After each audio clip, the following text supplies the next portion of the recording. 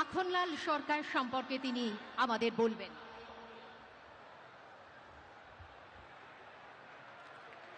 শিলিগুড়ি নিবাসী শ্রী মাখনলাল সরকার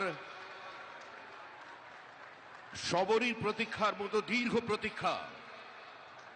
ভারত কেশরী ডক্টর শ্যামাপ্রসাদ মুখার্জি, যিনি ভারতের সংবিধান এবং ভারতবর্ষের অখণ্ডতার জন্য এই বাংলায় জন্মগ্রহণ করে নিজের প্রাণ দিয়েছিলেন, যাকে কাশ্মীরের জেলে রহস্যজনকভাবে কার্যত খুন করা হয়েছিল, এবং তার সেই যাত্রার যিনি সহযোগী ছিলেন, সেই মাখনলাল সরকার ৯৭ বছর বয়স হয়েছে তার, তিনিও আজকের দিনে আমাদের এখানে এসে উপস্থিত হয়েছেন।